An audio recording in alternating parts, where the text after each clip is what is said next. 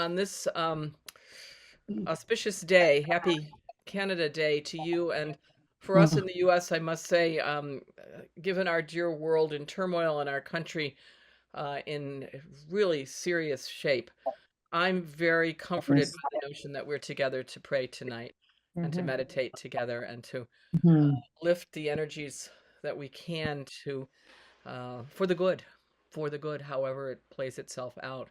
And that's why I'm so pleased. And I'm Mary Hunt, and I'm here with my colleague Lisa, who's doing the IT tonight. Lisa, thank you. Um, Mhm. to join in meditation with Jeanne Christensen, who will lead us tonight on a meditation called God is Everywhere, Takes All Forms, Has Many Names, and is in All of Us. And I Mhm. love the title because this is the night we need it, Jeanne. At least south of the border, we need it here Mhm. tonight in ways that we haven't needed it in a long time, but we need it tonight. So thank you all for being here, and particular welcome to those who are new, and especially those who are from Mercy. I had a lunch with one of your sisters today, and have, as you know, great affection for your community and great respect for the work that you do and the people that you are. So, a special welcome to Mercy colleagues.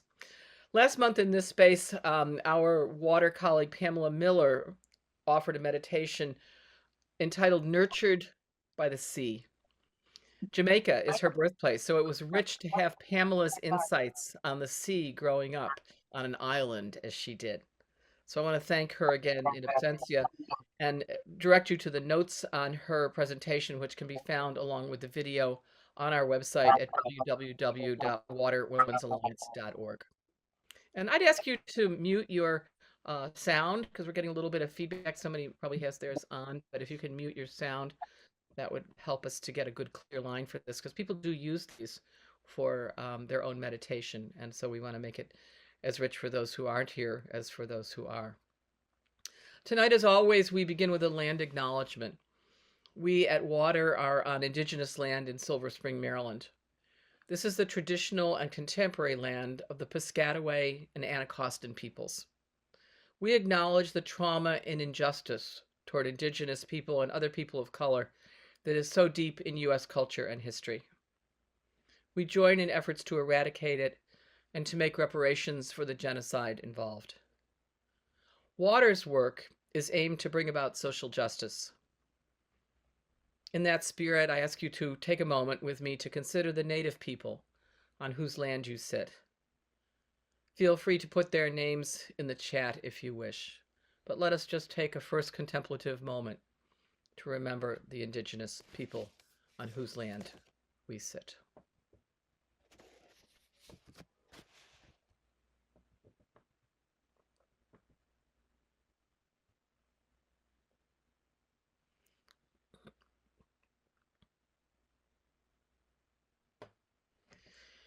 Thank you very much. I'd like to say a word about our format because some of you are new and others know the format, but it doesn't hurt to review so you know what's coming. Um, I will make a very brief introduction of Jeanne Christensen, and then she will have somewhere between 7 and 10 minutes to spark our contemplation with remarks that she will make. And then we'll spend 22 minutes in silence together, enough time to get into a meditative state ourselves, and enough time to hopefully process the richness that she offers. And you'll know the time of meditation has begun because you'll hear this sound. And when it's over, you'll hear the same sound again. And while we're in the meditative process, feel free to turn your screen off if you wish. After Jeanne finishes, just feel free to turn the video off, and of course your audio will be off. And then we will come back. Lisa will bring us back at the time that will be 22 minutes or so, more or less, from when we start. And then the floor will be open for conversation, and I'll give further instructions at that point. Now, I have to mention that there are many styles of meditation, and we don't teach meditation here. You know what's best to get yourself into a contemplative space, whether it's breathing, whether it's a word or a phrase acting as a mantra. I simply invite you to do whatever works for you. The key is that we're doing it together. what Nancy Sylvester, who pioneered this approach, calls communal contemplation and dialogue. And as I mentioned, I believe last month, Nancy has a new book coming out shortly. Many of you, I know Nancy's work, and her book is called Journey-Faith. Journey Faith. And I had occasion to read it pre-publication, and I think you'll find it very, very useful. I did, and very insightful, as Nancy always is. So with thanks to her for getting us started at Water on this, I begin with a shameless advertisement for her book. So once again, just please mute your sound so that we get a good clear line. And I will now introduce, excuse me, my friend Jeanne Christensen, whom I met through the Sisters of Mercy when I was privileged to be part of the Sisters of Mercy Sexual Orientation and Gender Identity Committee. Jeanne lives in Omaha. I think I have it right. After working for many years in Kansas City. According to her bio, and I'm just going to read a little section from it because I think she says it best, since 2011, she has served as the Justice Advocate against Human Trafficking for the Sisters of Mercy of the Americas. And as she mentioned earlier when we were talking, she's a founding and board member of the Alliance to End Human Trafficking, founded and supported by U.S. Catholic Sisters. Jeanne serves on their advisory working group and development planning committee. She's a member of the board of directors of the College of St. Mary in Omaha, and she is a member of the academic and student affairs and strategic planning committees. This is not a person who sits around and eats bonbons in these troubled times. Jeanne says that, and I quote her, she first met her first survivor of human trafficking in 2002 in Kansas City, where she served as a consultant and member of the board of directors of a small nonprofit serving victims and survivors. Since then, she says, as we will experience tonight, I'm sure, she has been a faithful witness of and an advocate for those who are trafficked, a tireless supporter for their dignity and the justice they deserve. I can attest to this, having learned from her about these questions and having received several emails over the years pointing me in the right direction. In fact, our intern, Pamela Miller, who did last month's meditation, was focusing on trafficking as a ministry student in the United Methodist Church. And I know, Jeanne, many of the things that you shared with us at Water were very helpful to Pamela in her study and training. So I thank you on her behalf as well. Thank you, Jeanne, for bringing this very important, if painful, topic to our awareness. But the fact that you have entitled it as you have, God is Everywhere, Takes All Forms, Has Many Names, and is in all of us, I think is a source of hope. Thanks, Jeanne. We're grateful to have you. And thank you for having me. Thank you all for being here tonight. This is a little different than the usual human trafficking things I do. Normally, it's what I call Human Trafficking 101 in one variation or another. But I think tonight we want to look at trafficking victims and survivors. They've been exploited by commercial sex trafficking and/or labor trafficking, but they are incredibly resilient. They are of any age, ethnicity, gender, sexual orientation, or economic status. Most of them are at risk in one or more of these ways.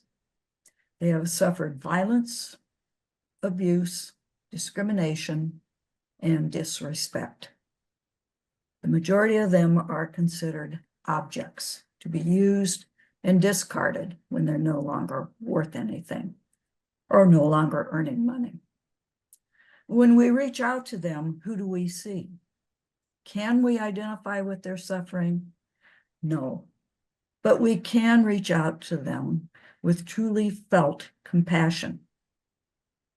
Assistance, care, understanding, and interaction must be offered without judgment. For some, their experiences are too painful to share. For others, they want to share so that other victim survivors can find the courage to transition out and rebuild their lives. As a Mercy woman of faith, I am called to respond to the needs of these victim survivors.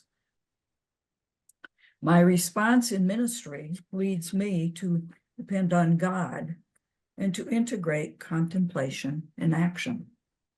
I often reflect on who is God for me, but more importantly, who is God for victim survivors? How does their endurance of daily, repeated physical, emotional, sexual, labor-related abuses shape their experience or image of God? The trauma that they suffer is extraordinarily complex. So how do I help them understand the love of God? How do I remind them they are spiritual beings worthy of being loved by God? I need to ask and understand how they see or experience God. So I asked a small group of exploited women who are served through the Justice Project's Willow Tree in Kansas City, Missouri. Here is what some of them said about God. God is my protector. God is good all the time. God is real love, not fake love. God always found me when I was lost. God reached into hell and pulled me out. God is a spirit who always loved me when no one else did. I used to think that God was punishing me, but now I know I just didn't let God help me. Without God, I would be dead. That was from a woman who was actually left for dead in a motel room. They're incredibly resilient. Conversation with the women also brought out they don't like the God name higher power because it's too abusive. They might consider deeper power. A Native American transgender woman talked about the Native belief that God is everywhere, takes all forms, has many names, and is in all of us. The belief that God is always with us, but that we have the choice of what to do, was voiced by almost everyone in the group. The overall belief is that God is a loving God, but that God is very capable of, in their terms, kicking your ass. So let us ask ourselves during our reflection time, which of these descriptions of God most strikes you? Why? What do these women's reflections about God say to you? Questions will be in the chat, by the way. Victims and survivors amaze me. As I've said before, especially their courage in making the transition out. To fully respond in ministry with them, I must simply walk with them until I understand. It is a slow and arduous journey that I began more than 20 years ago. My journey with them continues. So I pray, compassionate, tender God, you desire that all might have fullness of life. You invite us to care for persons, all persons you have created. You are present, and we are in awe of your grace, which strengthens us to confront the tragic reality of human trafficking. And we might add today all of the other things that are happening in our world right now, particularly in our country. And may we respond as you would respond. Amen.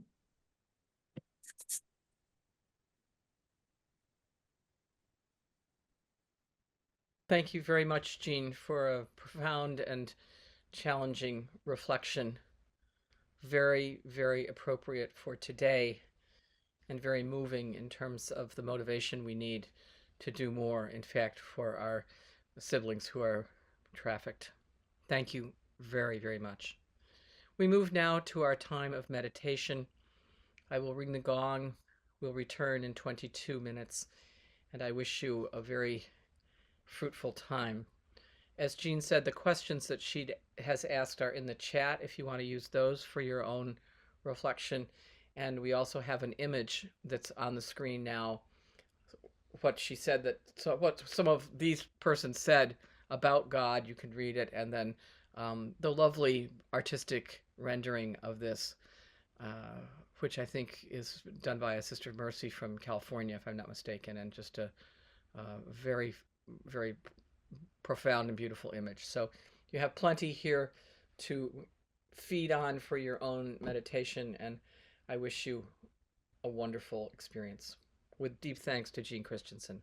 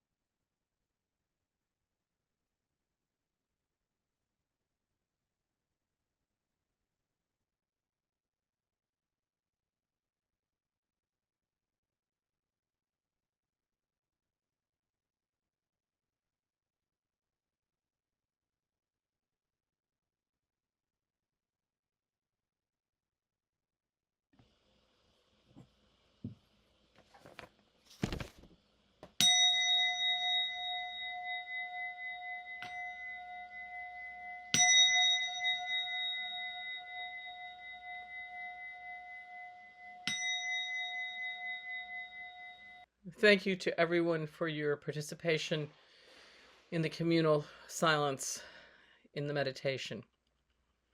Special thanks to Jeanne Christensen for such a meaningful and stirring theme tonight. We are in your debt, Jeanne. Thank you.